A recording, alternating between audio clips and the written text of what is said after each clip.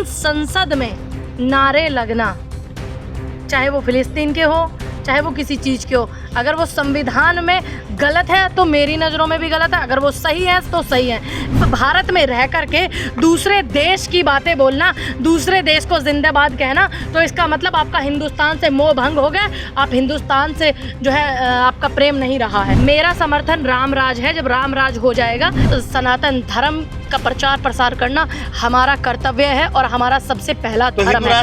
इनको तो ये भी नहीं पता होगा कि राष्ट्र शब्द आया कहाँ से।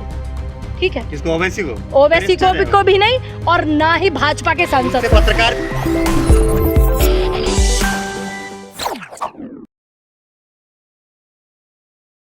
सबसे पहला सवाल पूनम पंडित, ये है कि सदन की शुरुआत हुई है और विवाद शुरू हो गया है। असदुद्दीन ओवैसी ने जो है जय फिलिस्तीन के नारे लगाए, उसके बाद जो है बरेली के जो सांसद है उन्होंने हिंदू राष्ट्र के नारे लगाए। उसको आप किस तरीके से देखते हैं? क्या आप हिंदू राष्ट्र के नारे को समर्थन करते हैं? देखिए, हिंदू क्या है और हिंदू राष्ट्र क्या है? जहाँ जिस धर्म की ज़्यादा आबादी होती है वही वो होता है। ठीक है, तो जब इधर धर्म की ज़्यादा, हिंदू धर्म की ज़्यादा आबादी है, सनातन धर्म की ज़्यादा आबादी है, लेकिन संसद में नारे लगना, चाहे वो फिलिस्तीन के हो चाहे वो किसी चीज़ के हो, अगर वो संविधान में गलत है तो मेरी नज़रों में भी गलत है, अगर वो सही है तो सही है। फिलिस्तीन एक कंट्री के लिए नारा है, लेकिन ये एक धर्म का नारा है, हिंदू वाला ये एक धर्म का नारा है। तो आप अपने ईश्वर, अपने परमात्मा को कहीं भी याद कर सकते हैं, लेकिन आप भारत में रह करके दूसरे देश की बातें बोलना, दूसरे देश को जिंदाबाद कहना, तो इसका मतलब आपका हिंदुस्तान से मोह भंग हो गया, आप हिंदुस्तान से जो है आपका प्रेम नहीं रहा है। सीधी सी बात है। अपने धर्म के लिए बात, तो हिंदुस्तान में रह करके हिंदुस्तान के जो सनातन धर्म के लोग हैं वो अपने इष्ट आराध्य को कहीं भी, देखिए ये एक धर्म को लेकर नारा लगा है। हाँ। ठीक है, और ये एक दूसरे देश को लेकर के नारा लगा हुआ है। फिलिस्तीन के समर्थन में है? मेरा समर्थन राम राज है। जब राम राज हो जाएगा, जब राम के पदों पर, पक्षों पर चलना लोग सीख जाएंगे, राम के आदर्श को लोग मानने लग जाएंगे, राम की भावनाओं को समझने लग जाएंगे। जैसे राम गरीबों के, मजदूरों के, पीड़ित लोगों के, वंचित लोगों के दुख को, दर्द को समझते थे और अपनी स्त्री को सिर्फ अपनी स्त्री समझते थे, बाकी सबको अपनी बहन और माता की नज़रों से देखते थे। राम राज हो जाएगा तो हिंदू राष्ट्र अपने आप ही हो गया। पेपर लीक के मामले पे क्या कहेंगे? पेपर लीक पे मैं ये बोलूँगी, इतने सारे पेपर लीक हो रहे हैं, जो सदन में मुद्दे उठने चाहिए वो मुद्दे सदन में नहीं उठ रहे हैं। और अगर पेपर लीक को लेकर के प्रोटेस्ट करता है विपक्ष, उसी विपक्ष पे डंडे मारने की कोशिश कर रहे हैं, डंडे लग रहे हैं। तमाम मीडिया के पत्रकार जो कवर करने, तुम जैसे यूट्यूबर्स को ज्यादा घसीटा जाता है, ज्यादा मुकदमे लगाए जाते हैं, क्यों से मुद्दे पे सवाल करें? छोड़िए, मैं आपके बात का सवाल का जवाब देना जरूरी नहीं समझ रही हूँ।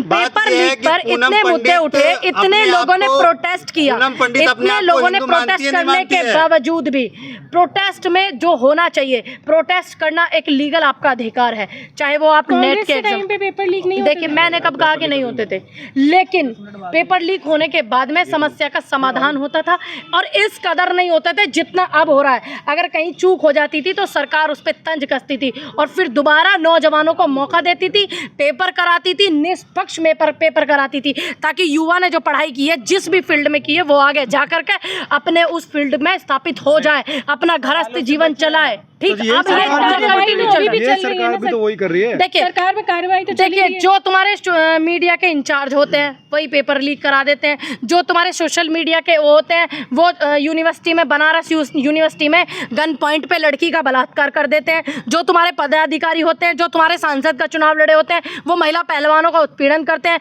जो तुम्हारे सांसद लड़े होते हैं उसका बेटा गाड़ी चढ़ा करके किसानों को मार देता है। तो तुम कैसे बोलोगे इस बात को? हम विपक्ष में, अगर हमारी जिम्मेदारी है ना कि हम विपक्ष के मुद्दों को जरूर और जिम्मेदारी के साथ उठाएं। आप चाहते हैं कि देश हिंदू राष्ट्र बने। देखिए, हम सनातन धर्म के लोग हैं, सनातन भावनाओं से जुड़े हुए हैं, सनातन हमारी सांस, हमारी धड़कन है। सनातन धर्म को आगे बढ़ाना, उसका वर्चस्व पैदा करना और सनातन धर्म का प्रचार प्रसार करना हमारा कर्तव्य है और हमारा सबसे पहला धर्म है। चाहते हैं आप? ये देखिए, आप हिंदू राष्ट्र करते रहिए, मैं सनातन धर्म और राम राज की जो है नियम चाहती हूँ और वही कानून चाहती हूँ। तो मतलब संविधान बदलना चाहते हैं? बिल्कुल नहीं, किसने कहा संविधान बदलिए? फिर दिक्कत क्या है कि आप धार्मिक नियम चाहते हैं? देखिए, हर जगह किसने कहा कि हर जगह? किसने कहा हर जगह? मैंने तो नहीं कहा। आप फ्लैशबैक में जाइए, अरे राम के पदों पर पक्षों पर चलने लग जाओगे तो बलात्कार ही नहीं होंगे। राम के नियतों पर चलने लग जाओगे, गरीबों को समझने लग जाओगे, गरीबों की आवाज उठाने लग जाओगे तो अपने आप ही सनातन धर्म का बीजेपी प्रचार होगा। सांसद ने जो जय हिंदू राष्ट्र कहा है, पूनम पंडित जय हिंदू राष्ट्र कहेगी? देखिए, मैं हिंदू राष्ट्र, हिंदू के उसको ज़्यादा नहीं जानती हूँ, ना मैंने हिंदू को पढ़ा है, मैंने सनातन धर्म को पढ़ा है। मैं सनातन धर्म के बारे में आप मुझसे पूछ सकते हैं, जो भी आप मुझसे, देखिए आप मुझसे सनातन धर्म का प्रचार प्रसार कराएंगे या मुझसे बोलेंगे सनातन धर्म के विषय में, तो मैं सनातन धर्म क्यों नहीं करना? क्या सनातन धर्म का प्रचार करना गलत है? देखिए, संसद एक ऐसी व्यवस्था है, सदन एक ऐसी व्यवस्था है जो संविधान के नियमों से चलती है, तो वहां पर संविधान का पालन होना चाहिए। संविधान में तो नहीं है ना हिंदू राष्ट्र में। देखिए, अब मैंने आपको क्या बोला, संविधान में नहीं है तो इसका मतलब नहीं होना चाहिए भाई। संविधान के नियमों पर चलना चाहिए। देखिए, मेरे हिसाब से नहीं, संविधान के हिसाब से। हम अपने हिसाब को मानने वाले कौन है? ये देश जो है संतों की भूमि है, धर्म का प्रचार संतों से होता है, सनातन धर्म का प्रचार संतों से होता है, लेकिन इस देश की जो व्यवस्थाएं हैं वो संविधान से चलती हैं, तो वो संविधान से चलनी चाहिए।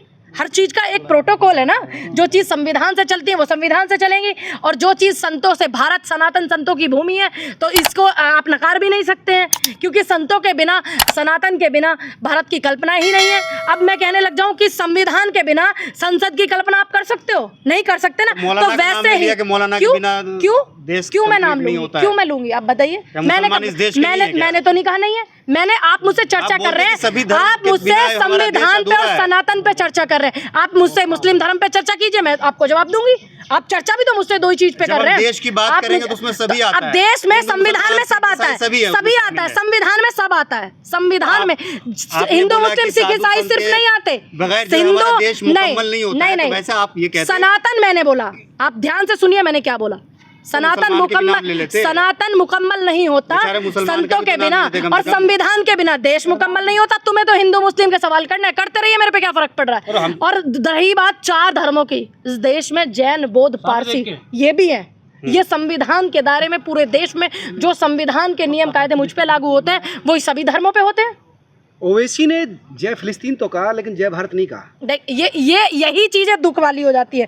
अगर आप फिलिस्तीन को सपोर्ट करते हैं तो क्या मैं बोलूं? अब बताइए आप, ओबीसी हिंदुस्तान में रहते, हिंदुस्तान का खाते, हिंदुस्तान के वोटरों का वोट लेते, क्या उनको जय भारत नहीं बोलना चाहिए था? आप सारे पत्रकार जितने, देखिए आप ये बताइए, भारत बोलना चाहिए था नहीं? भारत, जय भारत हमारे देश में तब से चला आ रहा है, तब से हमारे देश जो है आज़ाद भी नहीं हुआ था। चाहे वो चंद्रशेखर आज़ाद, मंगल पांडे, शहीद आजम भगत सिंह, चाहे गनी गफ्फार, चाहे अंबेडकर, नेहरू, पटेल, चाहे कितने लोग हैं, तब से जय भारत चला आ रहा है। तो क्यों नहीं बोला उन्होंने जय भारत?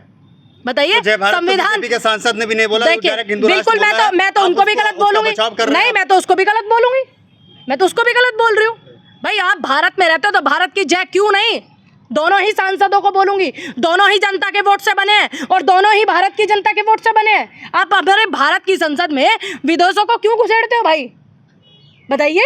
आप भारत की संसद में बैठे हैं, भारत के मुद्दे उठाइए, भारत की जनता का मुद्दा उठाइए। इसका मतलब दोनों सांसदों का साफ है। मैं दोनों को क्लियर कर दूं, मैं असीमुद्दीन ओवैसी जी का भी क्लियर कर देती हूँ और मैं भाजपा के सांसद का भी। दोनों सांसदों ने जानबूझ करके अपनी सलाह मशवरा करके इस तरीके के मुद्दे उठाए ताकि संसद चले ही नहीं, ताकि संसद में जनता के मुद्दे उठे ही नहीं, ताकि संसद में भारत के मुद्दे उठे ही नहीं। इसलिए दोनों की, मैं तो पहले से ही बोलती हूँ, बी टीम है। असीमुद्दीन ओवैसी जो है वो बी टीम है भाजपा की, तभी दोनों अपनी साठगांठ से अपनी डपली अपना राग बजा रहे हैं ना। बताइए। मतलब कह रहे कि बीजेपी के साथ जुगलबंदी है। बिल्कुल जुगलबंदी है, तभी तो आपने संसद को, पहला संसद का सत्र था तो जनता के मुद्दे उठने चाहिए थे, जनता की बात होनी चाहिए थी। और एक ने उठा दिया फिलिस्तीन का, दूसरे ने एक दूसरे उसका हिंदू का उठा दिया। आप इनको तो ये भी नहीं पता होगा कि राष्ट्र शब्द आया कहाँ से था। ठीक है, किसको? ओवैसी को? ओवैसी को भी नहीं, और ना ही भाजपा के सांसद को। पत्रकार भी सीखते हैं। हाँ, पत्रकार सीखते हैं, तो सीखा उन पत्रकारों ने सीखा। बताइए, आप सारे पत्रकार सामने हो, आप बोलेंगे भारत में रह करके फिलिस्तीन की जिंदाबाद बोलोगे आप? बताइए। आप भारत का नमक खाते हैं, इसका विरोध कीजिए। ये मैं भारत अभी का बोल रहा हूँ, हाँ, मेरा देश समर्थन करता है फिलिस्तीन का। ठीक है, हमारी जो हम कूटनीति मजबूरियों है, में हम वो फिलिस्तीन के साथ है। सुनिए हमारा देश जब ऊपर की नीतियों में समर्थन करता है तो हमारा हम देश भी करते साथ है हैं। और हमारा मुसलमानों का देश रिश्ता है। देखिए हमारा फिलिस्तीन से मुसलमानों देखिए का रिश्ता आपको है। हिंदू मुस्लिम से आपका मस्जिद चैनल अक्सा चलता रिश्ता है, तो आप मुसलमान करते तो बोल रहे हैं, रहिए, मैं बोल रहा हूँ। मैं आपको फुटेज नहीं मैं लेने on देने camera वाली। बोल रहा हूँ। हाँ ये ऑन कैमरा बोल रहे हैं, ये हमारे देश के अपर का मामला है। जब फिलिस्तीन को जरूरत सदन होती है में थोड़ी बोल रहे हैं कि वहाँ पे भारत संविधान जा का करके नियम सपोर्ट का करता उल्लंघन है। हुआ है। मैं यहाँ बोल तो रहा हूँ, आप खड़ा बोले ना करके। कि नियम का उल्लंघन हुआ है, बोलिए बैरिस्टर साहब ने नियम का उल्लंघन किया मैं तो बिल्कुल बोल रहा हूँ। हाँ उनके कहाँ खिलाफ बोल रहे केस हैं? भी दर्ज हुआ, तो क्या देखिए, उनकी संसद सदस्यता जानी चाहिए? बिल्कुल जानी चाहिए। मतलब राहुल गांधी अगर जनता के मुद्दे उठाते हैं तो उनकी सदस्यता चली जाती है, असीमुद्दीन ओवैसी की नहीं जाएगी। क्यों नहीं जाएगी? फिलिस्तीन को हमारा भारत शुरू से सपोर्ट करता है, जब कभी इंटरनेशनल मामला आता है तब करता है। आर्थिक स्थिति से उनको पहले से सपोर्ट करता है, मौखिक स्थिति से करता है, लेकिन भारत की संसद में भारत का मामला होना चाहिए। हिंदू राहुल राष्ट्र गांधी जो है सदन में डरे डरे से- बिल्कुल जानी चाहिए, दोनों की सदस्यता जानी चाहिए। अच्छा, राहुल गांधी जो है सदन में डरे डरे से लग रहे हैं।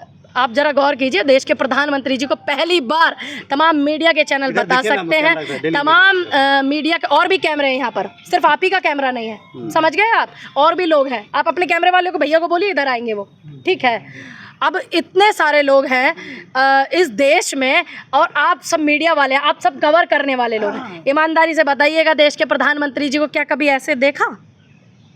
नहीं देखा उदास, वो तो क्योंकि ठीक हमने है, उदास नहीं किया। उसको authority देखिए से हमने उदास नहीं किया उनको उदास किया उनकी खराब नीतियों ने, उनको उदास किया उनके खराब प्रचार प्रसार ने, उनको उदास किया उनके जो प्रवक्ता बैठे हुए टीवी पे उलूल जलूल बातें करते हैं, उनको उदास किया तमाम उन नेताओं ने जिन्होंने देश के किसानों को आतंकवादी बताया, उनको उदास किया जिन्होंने देश के किसानों को खालिस्तानी बताया, और जिन्होंने ये कहा बैठ कर के कि 100 रुपए में ये महिलाएं बैठी हुई आंदोलन कर रही हैं, उनको उदास तो ऐसे लोगों ने किया। राम मंदिर तीसरी दिया, बार प्रधानमंत्री या बने राशन मैडम दिया। वो। देखिए लटक लटक के बार भी फेल, जैसे कहते हैं ना, लटक लटक के बार भी फेल, तो वो वाला काम है। तीसरी बार प्रधानमंत्री बने, मेरी शुभकामनाएं उनको, उनकी अच्छी उम्र की, लंबी उम्र की मैं कामना करती हूँ, और मैं उम्मीद करती सरकार चले हूँ, इसके लिए देखिए मैं आप- उम्मीद राम करती मंदिर तक हूँ। दे दिया, राशन दे दिया, क्या चाहिए जनता को? राम मंदिर कोई इंसान दे सकता है क्या? सिर्फ उसको मॉडिफाई कराया जाता है, और सरकार की जिम्मेदारी होती है, सरकार का काम है, जिम्मेदारी होती है। कोर्ट का फैसला था जो पूरे देशवासियों ने माना, हिंदुओं ने,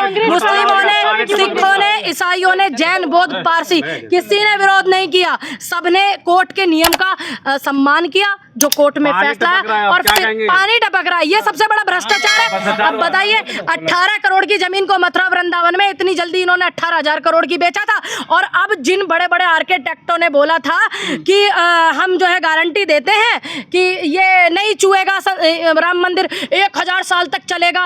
अरे भाई राम लला, अब बारिश में पानी टपक रहा है, तुमने जो वो घोटाला भ्रष्टाचार टपक रहा है भाजपा का, और वहाँ के जो संत हैं वो इस बात को मीडिया में आकर के कह रहे हैं, और ये बड़ी बात मैं उनको नमन करती हूँ, ऐसे व्यक्ति को मैं नमन करती हूँ। इतनी तानाशाह सरकार के सामने होने के बावजूद वो अपने नियम से नहीं हटे, और उन्होंने आकर के मंदिर की जो एक्चुअल स्थिति है उसको जनता के सामने रखा। अखिलेश यादव खिजा रहे हैं चंपत राय जी ने हाथ में रख के, मोदी जी को अखिलेश यादव खिसा रहे हैं, हाथ पकड़ पकड़ के उनको दिखा रहे हैं कि देखो हम अयोध्या से किसको जिता के लाए। तो क्या देखते हो? देखिए जितने भी हमारे तीर्थ स्थल से, उन सभी तीर्थ स्थलों में तमाम वो लोग जीते हैं, तमाम वो लोग जीते हैं जिन्होंने जनता के दुख को समझा, जिन्होंने जनता की तकलीफ को समझा है। अब जनता ने इनको नहीं समझा, क्योंकि इनके तकलीफ जो थी वो जितनी भी थी वो सिर्फ कुर्सी पे बैठने की थी, तमाम वादे इनके खोखले थे, और उन खोखलों को नाकाम किया। और सबसे बड़ी बात, जहां देश के प्रधानमंत्री पैर धर देते हैं, केदारनाथ में पैर रखा उन्होंने, तो भैया सारी चीजें जो सोने की, हीरे जवाहरात की, वो पीतल में तब्दील हो गई। जाकर के उद्घाटन करने महाशय जी गए, अपना पूरा का पूरा इवेंट उन्होंने बनाने का काम किया, तो जाकर के वो राम मंदिर भी अब टपट रहा है। मैं नहीं कहती, संत चंपत राय जी कहते हैं, चंपत ये चमत्कार है। तो जो 400 सीटें तो ऐसे बोलते थे जैसे मिस्त्री बना के धर का गया, इधर से उधर रखनी हो, तो इस अहंकार को जनता ने तोड़ा। पक्षियों ने जाति और धर्म का जो कॉम्बिनेशन बना ना, अगर ऐसा है तो प्रोटेस्ट क्यों कर रहे हैं? संविधान को मानने वाले लोग प्रोटेस्ट क्यों कर रहे हैं? अगर ऐसा नहीं होता तो संसद में डॉक्टर भीमराव अंबेडकर जी जो ड्राफ्ट कमेटी के अध्यक्ष थे, उनकी फोटो लगती थी, और जो इस देश को आजाद कराने में, तमाम लोगों को एकजुट करके जोड़ने में, आज हम भी अगर आंदोलन करते हो और तुम भी आंदोलन करते हो, तो अहिंसा के साथ में उनके विचारों पर चलते हो। गांधी जी, इनकी दोनों की फोटो को क्यों हटाया गया?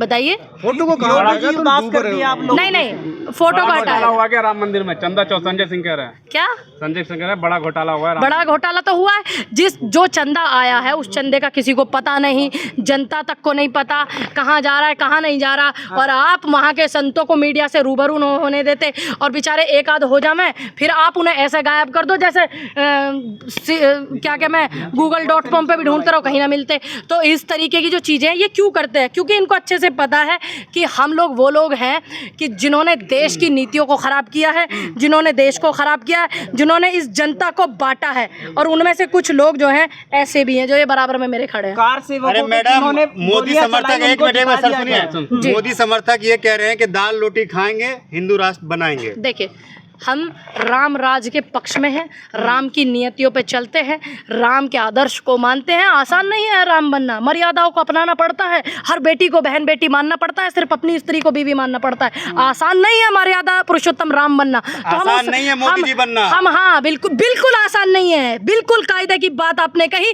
क्योंकि आसान नहीं है इतनी कट्टरता दिखाना और आसान नहीं है इस देश की बेटियों को अपने ही राज्य में नंगा घुमाना और पीएम पद से एन वीरेन से इस्तीफा ना लेना। और आसान नहीं है इस देश में किसानों के ऊपर ट्रैक्टर चलाना। आसान नहीं है इस देश में बेटियां जो प्रोटेस्ट कर रही थी विदेश से मेडल लाने वाली ओलंपिक में, उनके ऊपर अपने डंडे बजवाना अपनी पुलिस के। आसान नहीं है इस देश के गरीब मजदूर कोरोना काल में पैदल भटकना। आसान नहीं है कोरोना काल में आपने कोविशील्ड को इतना दिन भी नहीं हुआ, आपने उस वैक्सीन को जनता को लगवा करके 35 से 40 साल के नौजवान ब्लड के क्लॉट बन रहे हैं। आसान नहीं है। आपके पिता होंगे, मेरे पिता स्वर्गीय श्री विनोद पंडित जी, आपके होंगे, आपके होंगे, आपके होंगे, आपके होंगे। मेरे पिता स्वर्गीय श्री विनोद पंडित जी है। सोशल मीडिया पे लोग लिख रहे हैं कि 2000 करोड़ का मंदिर 200 दिन भी नहीं चल पाया। वही बात है ना भाई, अब ये इनका घोटाला है, ये घोटाला है। इस घोटाले की जांच कौन करेगा? जांच कमेटियां कौन बोले बैठेंगी? अब नेता प्रतिपक्ष बैठेंगे राहुल गांधी और आमने सामने की होगी टक्कर इस जनता के मुद्दों पर और इनके घोटालों पर। अब बड़ी हालत खराब है क्योंकि राहुल गांधी जी नेता प्रतिपक्ष बन गए। 50 साल हो गए आपातकाल को, तो लोकसभा अध्यक्ष ने कहा कि अब ऐसी समय नहीं आएगा, कांग्रेस ने जो किया था वो नहीं दोहराया जाएगा। देखिए, आज के दौर में सिर्फ देखिए हम अपनी कमियों को स्वीकारते हैं, ठीक है। राहुल गांधी जी ने इस चीज़ को स्वीकारा है।